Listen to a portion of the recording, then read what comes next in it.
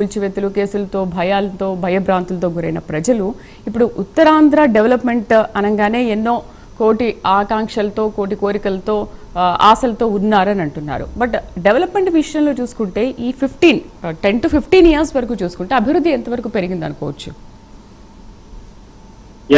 ప్రధానంగా ఈ 2 సంవత్సరాలు అయితే మన కళ్ళ ముందు కనపడుతుంది.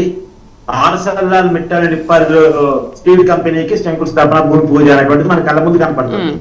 అది చాలా పెద్ద ప్రాజెక్టు, 1,30,000 కోట్ల రూపాయల ప్రాజెక్టు. తర్వాత గూగుల్ డేటా సెంటర్ ఒకటి మనకి ఆల్రెడీ ఎంఓయూ అయి ఉంది, వాళ్ళు ల్యాండింగ్ కావాల్సి ఉంది. అది కూడా 1,50,000 కోట్ల రూపాయల ప్రాజెక్ట్ అని చెప్తా ఉన్నారు. నిజానికి అది డైరెక్ట్ ఫారెన్ డైరెక్ట్ ఇన్వెస్ట్మెంట్, అది గనక రావడం అనేది ఒక్క ఆంధ్రప్రదేశ్ కాదు దేశానికే తలమానికి గూగుల్ డేటా సెంటర్. అమెరికా వెళ్ళిపో అతి పెద్ద పెట్టుబడి ప్లస్ ఏ హబ్ కూడా అది. అంటే సబ్సీ కేబుల్స్ కూడా మన సముద్రపు అంతర్భాగాల నుంచి ఇతర దేశాలతో కనెక్టివిటీ ఏర్పాటు చేస్తారు. దానివల్ల వైజాగ్ ఆటోమేటిక్ గా ప్రపంచ నగరంగా ఒక పేరు, ఒక బ్రాండింగ్ అయితే ఆటోమేటిక్ గా వచ్చేటువంటి అవకాశం ఖచ్చితంగా ఉంది. సో ఈ మేరకు చూసినప్పుడు అంటే అభివృద్ధి వైపుగా అడుగులు పయనం అనేటువంటిది కనపడతా ఉంది.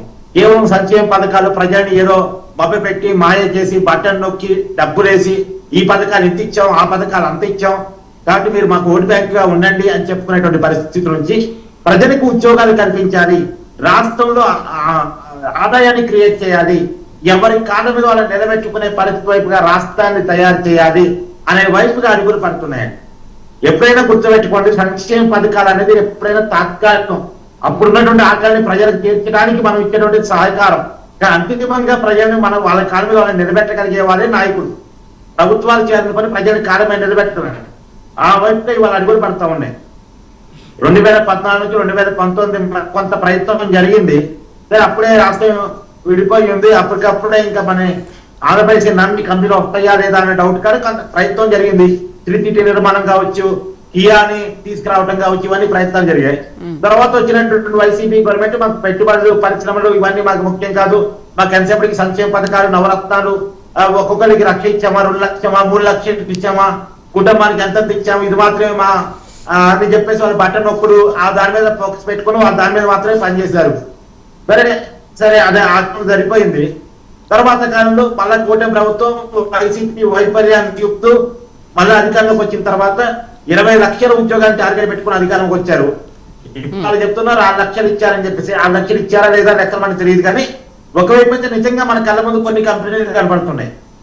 ఒకవైపు ఏమో వైజాగ్ లో వరుసగా పెడుతున్నటువంటి కొన్ని కంపెనీలు కనబడుతున్నాయి అని అంటే ఆ కంపెనీల ఎంఓయూలు కనబడుతున్నాయా? నిజంగా వాళ్ళు పెట్టుబడులు పెట్టి ఇక్కడ ప్రారంభించిన సిచ్యువేషన్స్ ఏమైనా కనిపిస్తున్నాయా? ఇప్పుడు ఆర్సెల్ఆర్ మిట్టల్ కంపెనీకి భూమి పూజ మన కళ్ళ ముందే కనపడింది కదా, ల్యాండింగే కదా అది. సో అది మనకి రెండోది అమరావతిలో క్వాంటమ్ కంప్యూటింగ్ అనేది మన కళ్ళ ముందే దాని ఇన్వెస్ట్మెంట్స్ కనపడుతున్నాయి కదా. సో డ్రోన్ క్యాపిటల్ మన కళ్ళ ముందే కొంత ల్యాండింగ్ కనపడుతూనే ఉంది కదా. సో కార్పొరేట్ ఆఫీసులు ఓపెనింగ్స్ అనేది అమరావతిలో మనకి కనబడుతూనే ఉన్నాయి కదా. అమరావతిలో కట్టబడుతున్న బిల్డింగ్స్ కి